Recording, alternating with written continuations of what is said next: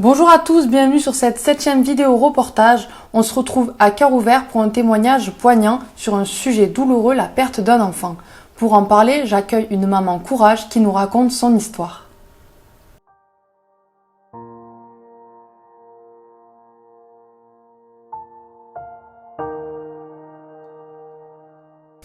Bonjour Gisèle, bienvenue. Bonjour. Est-ce que vous pouvez vous présenter aux personnes qui nous regardent ? Oui, donc bonjour, je m'appelle Gisèle Gatimel, j'ai 47 ans et je suis maman de 4 enfants. Donc aujourd'hui, vous êtes là pour nous raconter votre histoire et nous parler de Émilie, votre fille. Dans quelles circonstances est-elle partie ? Alors, Émilie est partie suite à un cancer très rare chez l'enfant, c'est un sarcome d'Ewing qu'elle avait à son péroné, voilà, il y a maintenant 10 ans. C'est un cancer des os, c'est ça ? C'est ça, un cancer très rare. Quel genre de fille était Émilie ? Alors Émilie, c'était une fille pleine de vie, une jeune préadolescente qui croquait la vie à pleines dents, sportive, et qui avait la foi en tout ce qu'elle faisait en fait, voilà, qui était très famille, très proche de sa famille et de ses amis.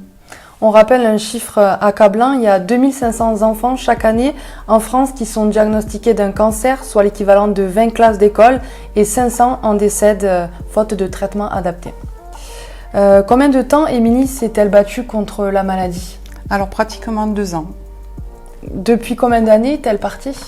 Alors ça a fait 10 ans au mois de novembre dernier. Le 25 novembre. Et justement, à l'approche donc des 10 ans, donc de cette décennie, est-ce que vous avez ressenti des choses particulières qui sont remontées à la surface notamment ?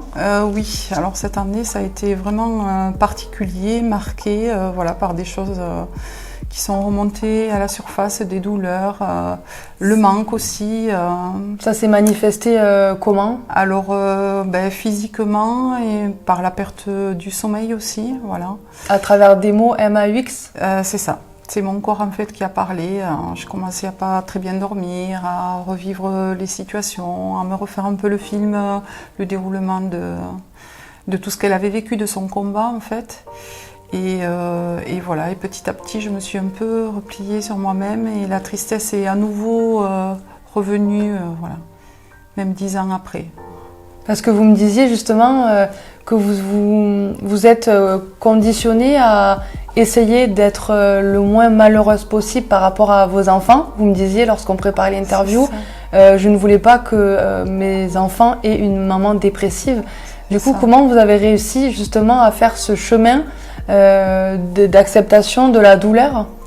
Alors en fait, c'est un accompagnement c'est dans l'accompagnement de la maladie de ma fille et de son départ aussi malheureusement en fin de vie qu'elle m'a donné la force de lui faire la promesse de continuer d'avancer, de vivre ma vie pour moi et aussi pour elle. Parce qu'elle croyait en la vie malgré tout ce qui lui arrivait. Et donc du coup, je me suis raccrochée en fait à cette promesse que j'avais faite et puis à ce combat aussi de maman, puisque je voulais pas que mes enfants, en plus de perdre une sœur, voient une maman dépressive. Donc oui, je me suis accrochée à ça, à ces promesses, et petit à petit, j'ai avancé, pas à pas, mais en tout cas, je voulais honorer la promesse que je lui avais faite. Et quelle thérapie justement vous a permis d'essayer de libérer la parole autour de cette perte ? Alors au départ c'était une thérapie familiale, j'ai envie de dire, puisque c'est encore une fois notre fille qui a instauré ça dès l'annonce de la maladie pour pouvoir se battre. Elle voulait qu'on mette des mots, elle voulait tout savoir sur son parcours médical en fait. Et pour le coup, on a suivi dans cette lignée-là, donc on a laissé place, on a fait en sorte que la parole prenne toute la place, mettre des mots toujours sur des ressentis, sur de la colère, sur de la tristesse. Et du coup, en fait, on a continué ça après, au sein de la famille, pour pouvoir justement parler de l'après, de la douleur qu'avaient nos enfants sur la perte de leur sœur et je pense que voilà, ça nous a un peu aidés, mais au bout d'un moment, parce que bon voilà, c'est un impact tellement important sur la famille, c'est tellement un tsunami, quelque chose, enfin tout s'effondre quoi, on est perdu, on ne sait pas. Chaque individu vit son chagrin et son deuil à sa manière et elle est là la difficulté, c'est que vous me disiez que vous n'évoluez pas au même niveau en fait que votre mari ou que vos enfants et comment vous faites justement toujours pour arriver à vous comprendre en fait et à respecter le deuil de l'autre. C'est justement dans l'écoute et dans la bienveillance qu'on a déjà au sein de la famille, de se dire bon ben là mon enfant a besoin de moi donc je me mets un peu entre parenthèses pour essayer de l'aider, de l'amener chez le psychologue s'il a besoin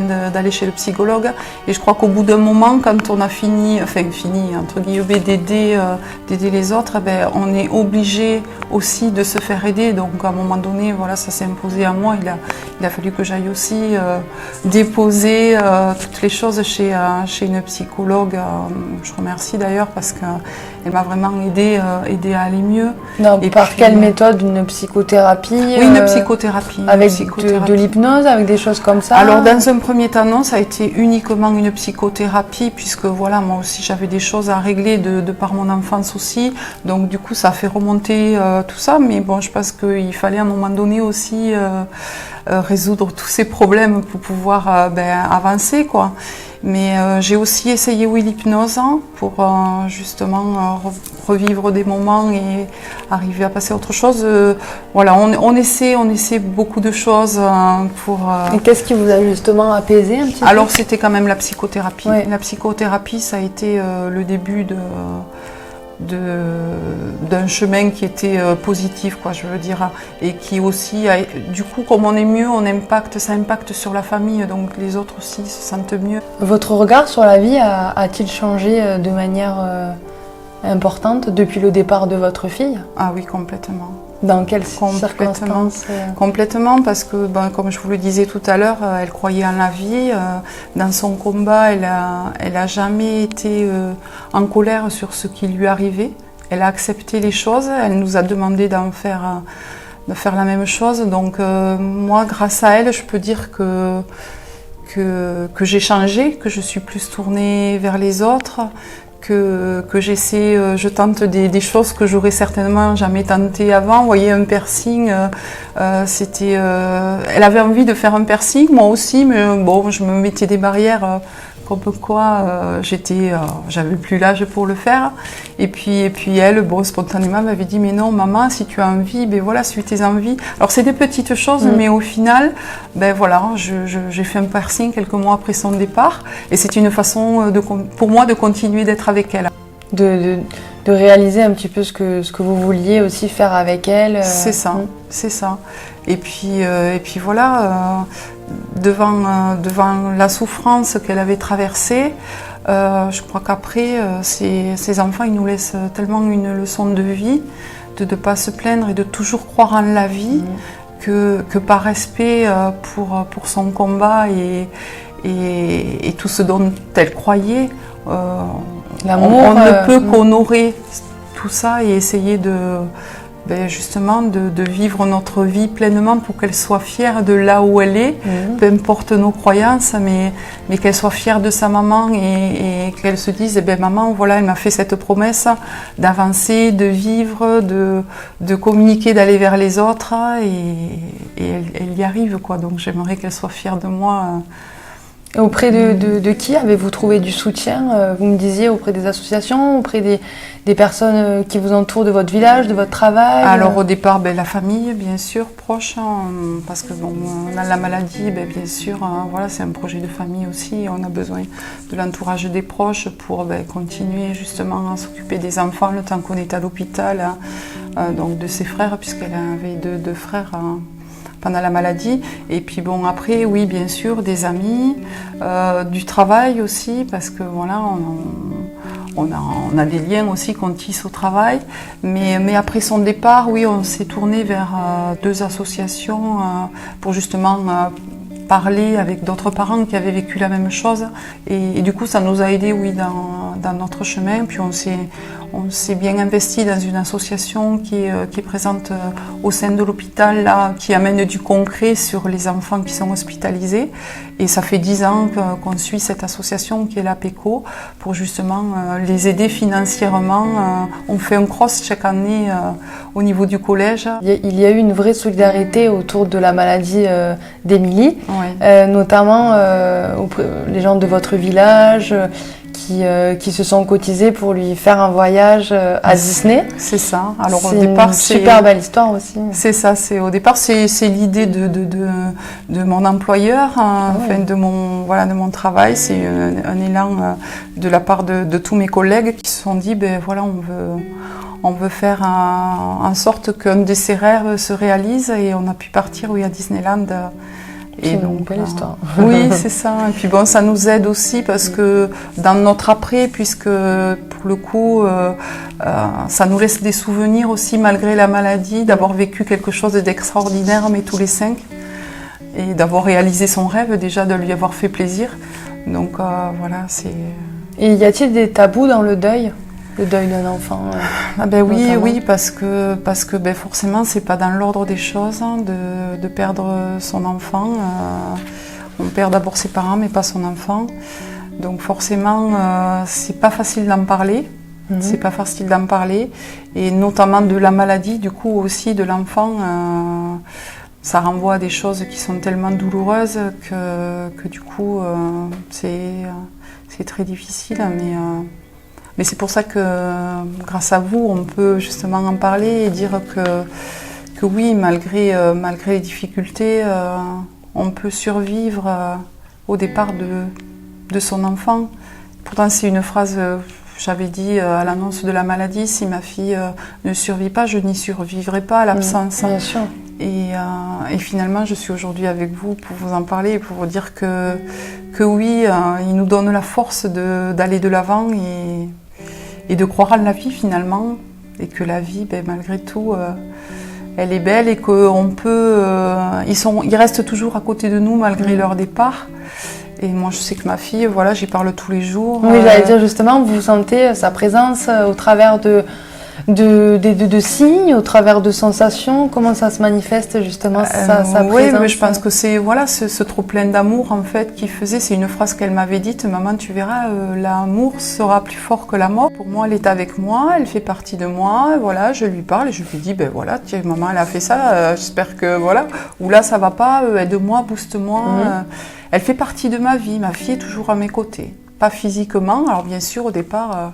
C'est ce qui est douloureux dans le chemin du deuil, dans l'après. C'est cette absence physique qui est très douloureuse, qui est déchirante et qui est inacceptable au départ. Et on a envie de prendre son enfant, de le sentir.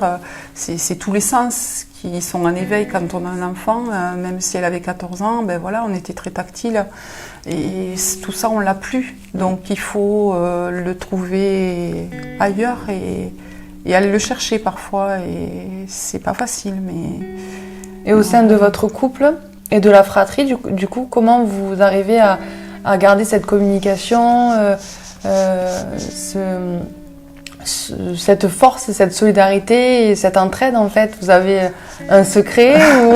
Non, à part mettre des mots. Je pense que voilà, c'est ça, ne pas avoir de tabou et oser se dire quand ça va pas et quand on est en colère. Voilà, respecter la douleur de l'autre, pas vouloir absolument la changer ou justement la soulager tout de suite, parce que parfois il y a un cheminement qui doit être fait, et du coup pour ça, selon les personnes, on a besoin de temps et besoin de prendre parfois du recul pour justement aller être prêt à aller en psychothérapie ou pas. C'est un cheminement aussi, on ne peut pas l'imposer à la personne, mais juste être là par la présence et dire voilà, si tu as besoin, je suis là, et tu peux le déposer quand tu veux et sans aucun jugement, et je respecte ta douleur. Ça, je pense que, comme dans beaucoup de choses, je pense que le respect, c'est très important.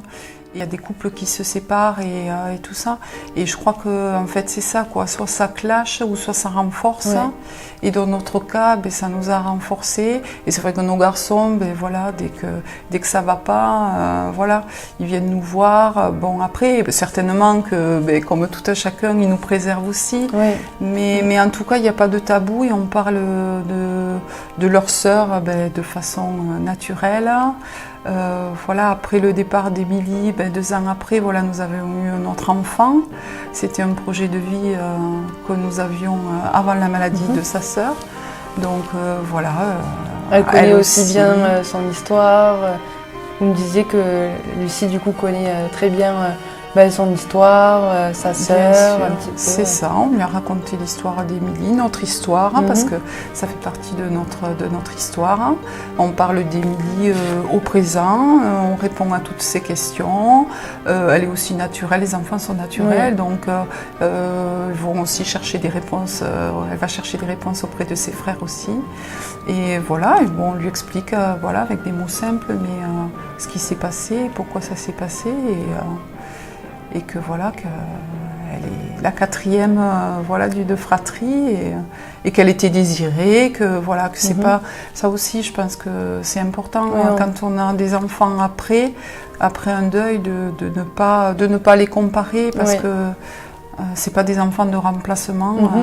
Et quel message du coup vous vouliez faire passer pour clôturer cette interview, ce témoignage? Est-ce que c'est un message pour votre fille? Est-ce que c'est un message pour les personnes qui ont perdu également un enfant? Ou est-ce que c'est pour les personnes en général qui pourront se reconnaître dans votre parcours ou puiser votre force du coup et votre courage pour avancer à leur tour? Avant tout, peut-être oui, peut-être, mais certainement un message pour ma fille Émilie, pour lui dire voilà, tu vois, ça fait 10 ans que tu es partie, 10 ans que je suis là avec Virginie à parler de toi et à essayer justement de libérer la parole et d'aider les personnes ou les familles qui sont en train de vivre peut-être le départ de leur enfant.